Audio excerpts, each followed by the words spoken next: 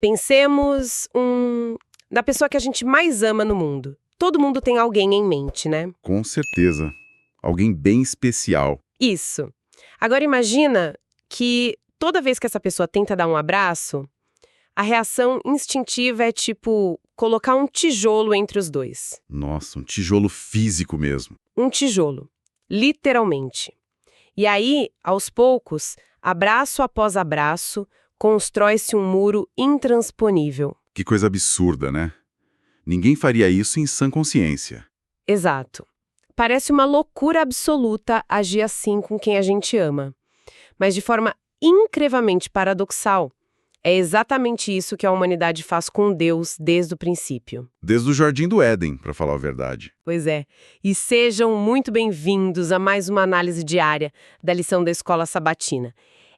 Hoje a gente vai mergulhar fundo no estudo de segunda-feira, dia 25 de maio, e o tema que temos pela frente expõe bem essa raiz da nossa distância do Criador, que é as barreiras no relacionamento com Deus. Um tema muito necessário, né? Muito. Porque ao abrirmos a Bíblia, lá nos primeiros capítulos, o texto revela que Deus é aquele que caminha pelo jardim, sabe? Aquele que busca intimidade, que busca diálogo. Ele toma iniciativa sempre. Sempre. O distanciamento nunca nasceu de uma falta de amor divino.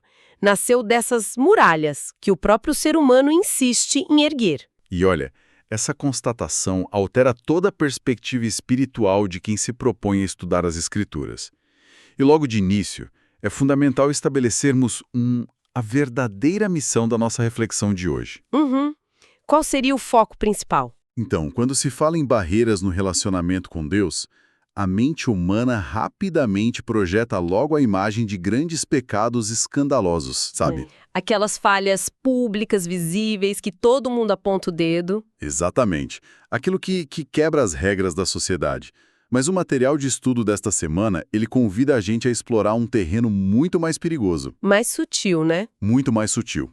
O objetivo de hoje é investigar as barreiras silenciosas, aquelas muralhas internas e, totalmente invisíveis para quem está do lado de fora. Nossa, isso é forte. Estamos falando do que na prática? Do orgulho, da autoconfiança ilusória, da vaidade espiritual e do ressentimento. Atitudes que parecem inofensivas. E são. No começo podem parecer normais, ou até mesmo justificáveis num certo ponto, mas que, de forma muito silenciosa, vão anestesiando o coração e destruindo a dependência absoluta de Deus. É como se fosse um veneno invisível, né? E se a intenção é desconstruir essas barreiras invisíveis, a gente precisa começar por aquela que talvez seja o alicerce central de todas as nossas quedas. A famosa autossuficiência. Essa mesma. A ilusão de que conseguimos caminhar sozinhos. Tem um alerta do apóstolo Paulo que é fascinante. Lá na primeira carta aos Coríntios, capítulo 10, versículo 12, ele diz: aquele que pensa estar em pé, veja que não caia. Esse texto é cirúrgico. Sim, a lição aponta para um paradoxo aqui. A confiança excessiva não surge nos momentos de fraqueza, que é quando a gente normalmente busca ajuda, mas justamente quando a gente se sente forte. O que é mais fascinante nessa advertência de Paulo é a ironia sutil sobre a natureza humana, sabe? O perigo começa exatamente quando alguém acredita que já atingiu um nível de maturidade inabalável. Aquela pessoa que já tem anos de igreja, né? Isso. A pessoa acumula anos de experiência religiosa, conhece as doutrinas de cor, tem um currículo espiritual vasto e, de repente, o coração enganosamente sussurra que não é mais necessário vigiar com tanto rigor. E é aí que mora o perigo? A queda sempre nasce nesse ponto cego. A vigilância é abandonada porque a pessoa passou a confiar na própria capacidade de se equilibrar.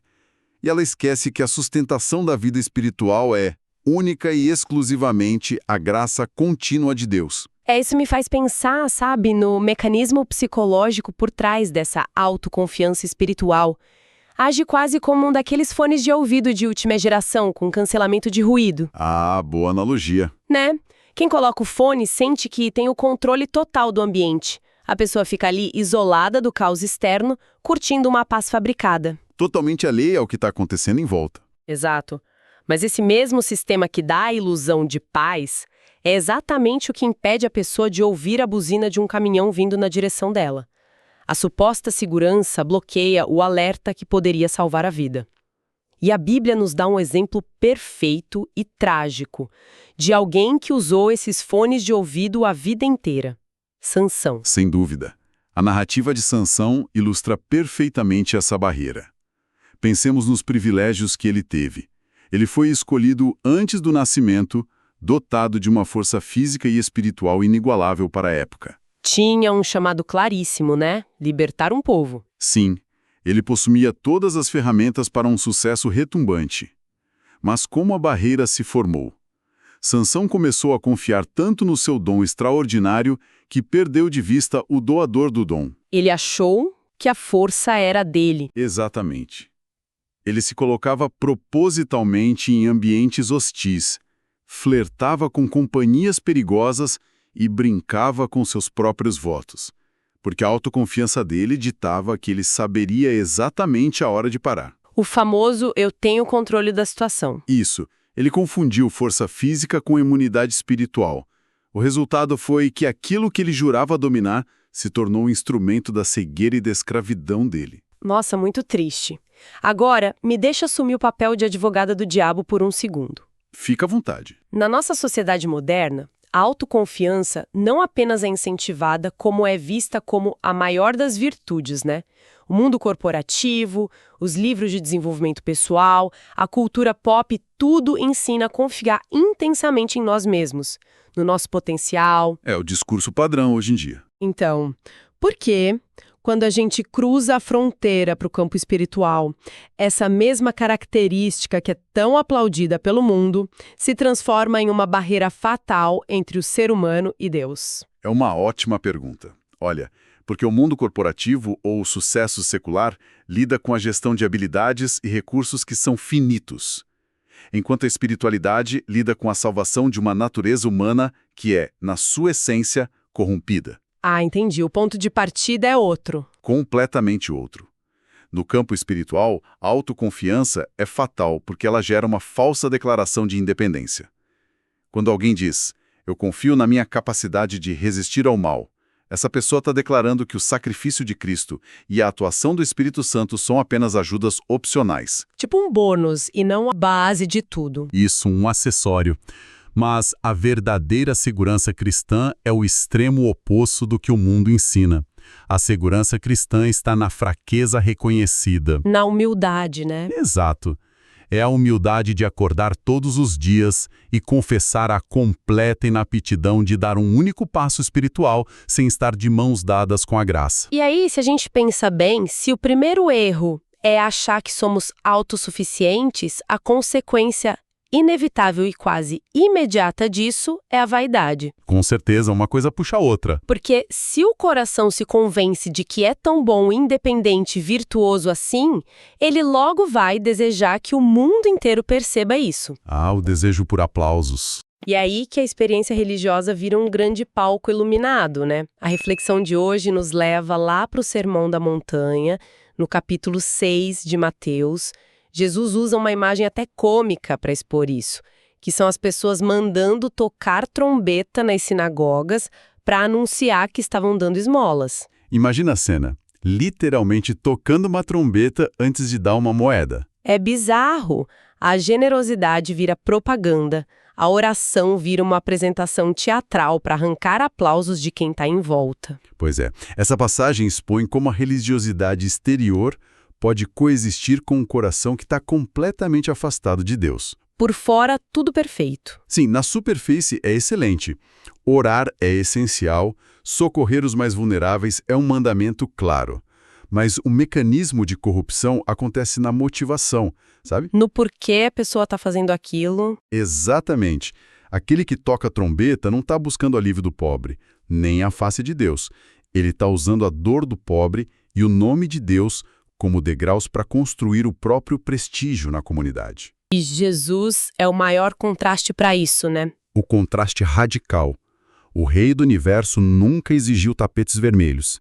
Ele andava no meio da poeira, curava sem exigir que a mídia da época noticiasse. Muito pelo contrário, ele até pedia para não contarem para ninguém. Verdade. E o seu maior ato de ensino sobre liderança foi lavar os pés sujos de seus seguidores no anonimato de uma sala fechada. É impactante. Mas olha, eu preciso fazer um questionamento muito prático sobre isso. Manda. Se a gente analisar o impacto social dessas ações, surge uma dúvida legítima para quem nos acompanha. Se alguém está doando cestas básicas, construindo hospitais ou ajudando os necessitados, puramente para aparecer na internet e ganhar engajamento. O fato inegável é que o pobre está sendo alimentado, né? O hospital está sendo construído. O resultado prático final é o mesmo. O resultado para a sociedade é positivo. Por que, então, do ponto de vista do relacionamento com Deus, a motivação invisível do coração importa tanto? Se a ação exterior está resolvendo um problema real? Olha, essa é uma excelente provocação. Para a sociedade e para as estatísticas, de fato, a motivação de quem doou o pão não importa muito. O que importa é o estômago saciado. Pragmatismo puro. Isso. Mas o estudo de hoje trata do relacionamento com Deus, e não apenas de serviço social. Para Deus, o ser humano não é uma ferramenta de produção de boas obras. É um filho amado. Isso muda tudo. Muda completamente. Quando a motivação de alguém é o aplauso humano, Deus deixa de ser o senhor da vida daquela pessoa e passa a ser tratado como um assessor, digamos, assessor de imprensa cósmico só para validar o ego da criatura. Tinha imagem forte, um assessor de imprensa cósmico. É duro, mas é verdade. Jesus diz que aqueles que buscam o aplauso humano já receberam a sua recompensa. Ou seja, a transação comercial terminou ali. Fechou o contrato. Exato. Houve o ato social, houve a curtida na rede social, mas a comunhão espiritual permaneceu absolutamente estéril. A ação, por mais nobre que seja, quando destituída do amor genuíno, se torna uma muralha relacional. E a nossa realidade moderna elevou essa religião de trombetas a níveis globais, né? Ninguém mais precisa contratar um músico na praça pública. Hoje, basta um clique. A gente vive sob a tirania da vitrine digital. Tudo é filtrado para gerar curtida. Tudo. Cada gesto de compaixão, cada minuto de estudo bíblico, cada oração pode ser cirurgicamente exposta para gerar aprovação e elevar o status moral perante milhares de pessoas. O silêncio e o anonimato se tornaram quase insuportáveis hoje em dia. E isso nos ensina uma lição dura. A verdadeira medida da espiritualidade de qualquer ser humano é calculada naquilo que ele faz quando a câmera está desligada. Quando ninguém está olhando. Quando o celular está longe e absolutamente ninguém está observando. É no quarto de portas fechadas que a verdadeira identidade espiritual floresce, livre dessa necessidade desesperada de validação externa. O que nos leva ao ponto de transição mais profundo desta lição. Se a religião de vitrine é o nosso esforço para expor o que queremos que o mundo veja, existe um campo de batalha ainda mais obscuro, que é aquilo que a nossa mente abriga no silêncio. Os nossos pensamentos mais íntimos. Sim, as coisas que não postamos, que não falamos em voz alta, mas que ruminamos internamente. Jesus vai direto a essa raiz em Mateus 5 e Marcos 9, quando declara que qualquer um que olhar com intenção impura já adulterou no coração. Uma fala fortíssima. E para lidar com essas intenções ocultas, ele usa metáforas drásticas, tipo arrancar o olho, cortar a mão, decepar o pé, caso sejam motivos de tropeço. E Cristo escolhe essa linguagem de mutilação que soa incrivelmente gráfica, justamente para explicar a mecânica de como as intenções destroem a alma. Ele meio que disseca as vias pelas quais o mal ganha território. Como assim disseca? Pensa bem. A mão não peca sozinha. Ela representa a execução física, as práticas reiteradas e os hábitos. O pé simboliza os caminhos, os ambientes nos quais a pessoa insiste em transitar, as companhias. A proximidade com a tentação. Isso. E o olho é o ponto focal. Aquilo que a pessoa escolhe contemplar até que o desejo finalmente nasça na mente.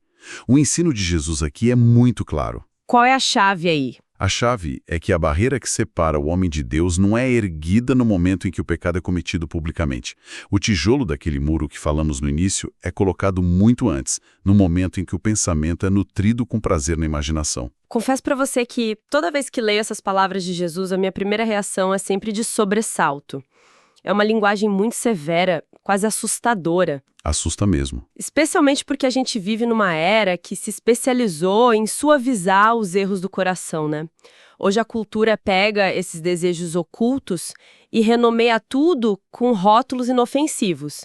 Não chamam mais de pecado. Chamam de quê? De fraqueza humana. É só uma fraqueza humana ou um mecanismo de escape para o estresse.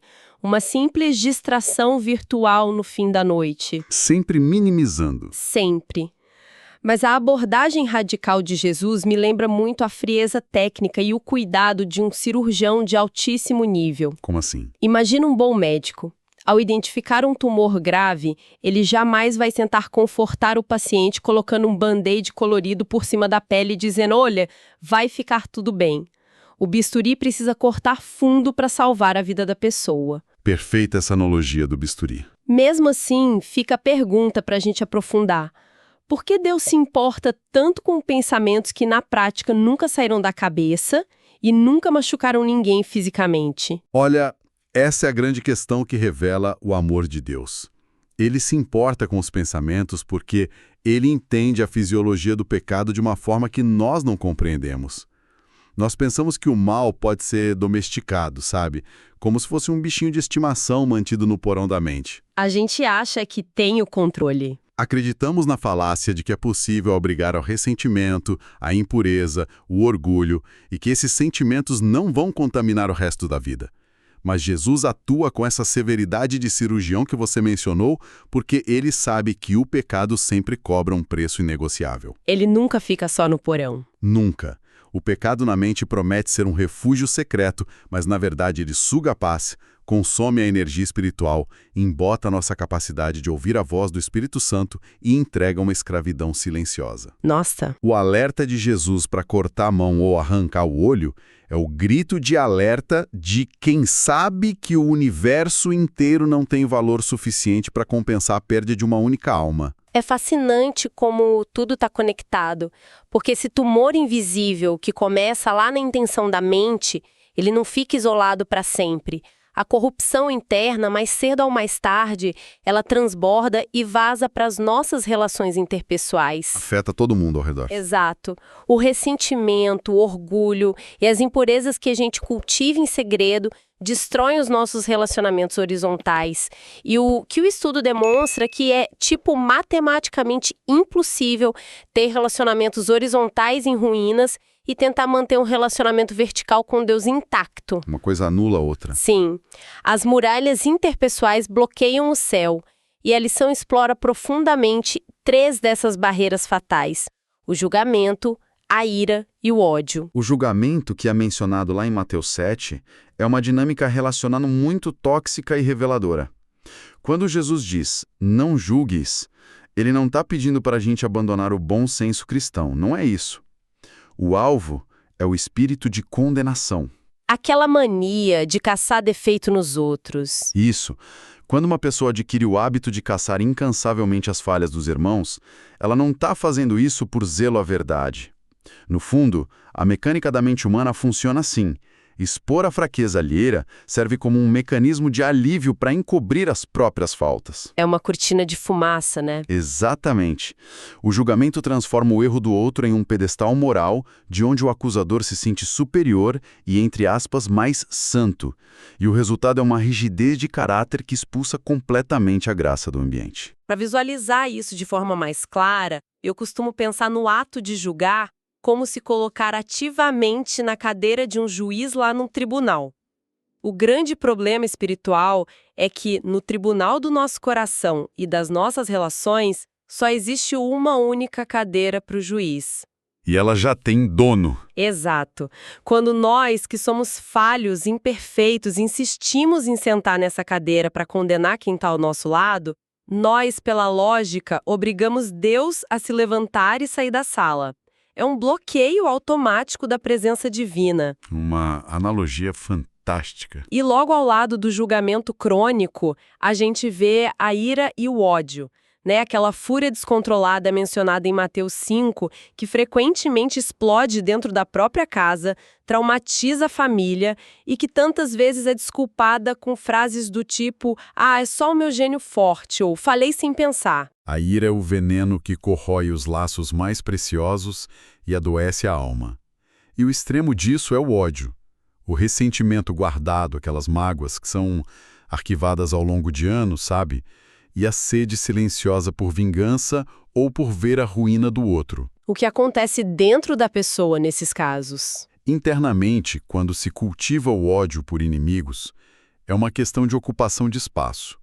O rancor e a amargura passam a consumir a energia, a atenção e o tempo da pessoa, preenchendo cada centímetro do espaço emocional que, no projeto original de Deus, foi desenhado especificamente para ser habitado pela paz de Cristo. A luz e as trevas não dividem a mesma sala. Não coabitam de jeito nenhum. Isso nos obriga a encarar o que talvez seja o ensinamento mais difícil de todo o cristianismo, né? A verdadeira prova de fogo do Evangelho, que é o chamado para amar os inimigos e orar pelos que nos perseguem. É um desafio enorme. É uma ordem que desafia cada instinto de autoproteção biológica e psicológica que a gente tem. E aí surge um conflito muito doloroso para a mente lógica. Qual seria? Perdoar quem causou uma ferida traumática, quem traiu ou destruiu parte da nossa vida, não é o mesmo que fingir que a injustiça não aconteceu. Decretar o perdão não seria uma maneira de concordar tacitamente com o erro, minimizando o impacto devastador da dor que a gente sofreu? Essa é, sem dúvida, uma das maiores confusões a respeito do perdão bíblico para quem estuda o tema. A Escritura, em momento nenhum, diz que o perdão é amnésia.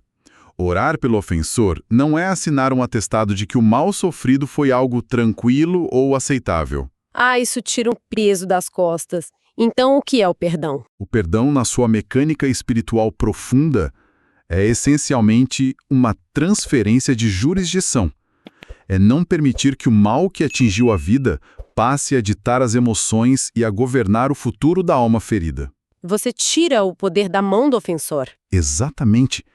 Quando a pessoa que sofre a injustiça se ajoelha para orar pelo ofensor, ocorre um milagre silencioso. O olhar deixa de estar hipnotizado pelo tamanho da ferida e passa a focar na grandeza e na soberania de Deus. Você entrega o caso para ele. Isso. O perdão retira o fardo da vingança dos nossos ombros que são frágeis e entrega a justiça nas mãos do único juiz perfeito do universo. E o parâmetro insuperável para isso é o próprio Cristo lá no Calvário. O exemplo máximo. Suspenso na cruz, sofrendo a maior atrocidade histórica e jurídica, suportando o ódio e a zombaria ali em carne viva, ele olhou para os seus algozes e disse: Pai, perdoa-lhes. Nem os pregos, nem o abandono conseguiram erguer uma barreira de ressentimento no coração puro do Filho de Deus. Que imagem poderosa e muito necessária, né? Ao chegarmos à síntese de toda a nossa reflexão de hoje, olhar para esse inventário de barreiras, a confiança na própria força que leva à ruína, a religião encenada para receber tapinhas nas costas, os pecados que apodrecem lá escondidos nas intenções da mente. A arrogância do julgamento. Sim, a arrogância do julgamento, as palavras destrutivas de ira, as raízes de mágoa. Ver tudo isso junto pode facilmente nos causar desespero. O peso da nossa própria fragilidade parece esmagador. Alguém que estuda essas palavras com a gente agora pode rapidamente concluir que o fracasso é inevitável. Mas é aí que entra a boa notícia. Exato. O alívio majestoso do Evangelho e desta lição é que o diagnóstico não é o ponto final. A Bíblia não escancara as nossas mazelas mentais e relacionais para nos destruir ou para cobrar um perfeccionismo irreal e doentio. Deus não joga o nosso erro na nossa cara para nos humilhar. De forma alguma. Ela expõe tudo isso porque o divino cirurgião tem o poder não apenas de identificar a falha, mas de oferecer a cura absoluta. Cristo não está lá no céu de braços cruzados esperando que a gente derrube essas muralhas sozinhos. Ele oferece ajuda. Ele oferece o poder do seu espírito para transformar aquilo que jamais conseguiríamos mudar por esforço próprio. A graça é a maior demolidora de muralhas da história do universo. Precisamente. O resumo e o foco principal desta nossa análise é a dependência contínua, sabe? É entender que a vida espiritual não é uma jornada de independência, mas de apego cada vez maior a Cristo. Segurar na mão dele e não soltar mais. É isso. O convite diário que o Senhor faz a cada coração é para a restauração completa. Ele enxerga a dor das nossas barreiras e propõe uma troca maravilhosa. Ele diz tipo, vem entregar o peso dessa autoconfiança ilusória e receber a leveza da fé. Abandonar o palco da vaidade para descobrir a beleza sublime da oração solitária. Entregar o amargor do ressentimento. Nas mãos dele, que são marcadas, né? E experimentar a paz insondável do perdão autêntico. A essência do relacionamento com Deus é que nada, absolutamente nenhuma muralha construída pelo ser humano consegue ser mais alta do que o alcance da misericórdia divina. Maravilhoso. E fundamentados nessa esperança radiante que o estudo nos oferece hoje, a gente gostaria de unir agora as nossas mentes e os nossos corações com cada um que nos escuta, em uma prece final, apresentando a Deus o tema central desta reflexão e tudo que vem sendo estudado ao longo desta semana. Vamos orar. Pai nosso que habitas nos céus, nós nos prostramos diante da tua majestade, com corações repletos de gratidão. Agradecemos profundamente porque a tua palavra é viva, eficaz e não permite que caminhemos enganados pelas nossas próprias ilusões. Obrigado por nos amar com tamanho ciúme que não te permites ficar em silêncio diante das barreiras que erguemos por causa do pecado e da natureza caída. Reconhecemos a nossa fraqueza e pedimos perdão pelas inúmeras vezes em que confiamos na nossa própria força, pelas vezes em que buscamos o aplauso humano e usamos a tua causa para alimentar a nossa vaidade e pelos julgamentos cruéis que abrigamos no tribunal das nossas mentes. Senhor, nós clamamos para que o poder incomparável do Teu Espírito Santo intervenha poderosamente na vida de cada pessoa que dedicou esse precioso tempo de estudo com a gente hoje. Que as reflexões de toda esta semana encontrem solo fértil nos corações. Suplicamos que as muralhas silenciosas sejam reduzidas a pó diante da grandeza da Tua graça. Onde o orgulho estabeleceu raízes profundas, que o Senhor plante a genuína e libertadora humildade. Que a ira, as mágoas persistentes e o ódio encontrem no perdão que flui da cruz o seu fim definitivo. Purifica as nossas intenções e os nossos desejos ocultos, para que o nosso amor por Ti não seja uma vitrine exterior, mas a mais bela realidade vivida no silêncio do lugar secreto. Que possamos experimentar diariamente a plenitude de um relacionamento sem barreiras com o Criador. Pedimos e agradecemos em nome do nosso Salvador Jesus Cristo. Amém. Amém. E olha, atendendo à realidade da nossa comunicação aqui, no formato de vídeo e aulas pela internet, a gente faz um convite caloroso a quem acompanhou esta reflexão profunda até o fim. Pedimos que quem está com a gente não guarde isso apenas para si. Tem que espalhar a mensagem. Isso, deixa aqui a sua curtida e inscreva-se no canal para acompanhar todos os estudos diários. Acima de tudo, compartilhe este link, este conteúdo, com a sua família, com o pessoal da sua classe, nos grupos da igreja. É através dessa simples ação que essa mensagem da lição da Escola Sabatina rompe as fronteiras físicas e alcança corações que às vezes estão precisando desesperadamente saber que Deus deseja derrubar os muros que o separam dele. A curtida e o compartilhamento fazem parte do ministério de semear a palavra, né? Com certeza, fazem sim. Que o nosso bom Deus abençoe rica e abundantemente a vida de quem nos acompanha, o trabalho, a família e, sobretudo, a caminhada de fé neste dia. Nós nos despedimos aqui com profunda alegria e aguardamos todos no nosso próximo estudo diário. E antes que a gente encerre e cada um volte às suas atividades normais, gostaríamos de deixar no ar uma provocação final, sabe? Algo para ficar pensando durante o dia. Isso. Algo que a gente não discutiu tão abertamente, mas que ecoa das palavras de hoje. Se as barreiras de ira e julgamento que levantamos implacavelmente contra as pessoas ao nosso redor são, na verdade, os sintomas claros do nosso distanciamento interior de Deus, Certo. qual é o relacionamento na sua vida, hoje, que está servindo como o principal alarme de incêndio da sua saúde espiritual? Que o Espírito Santo ilumine as nossas respostas até o próximo encontro. Fiquem na paz do Senhor.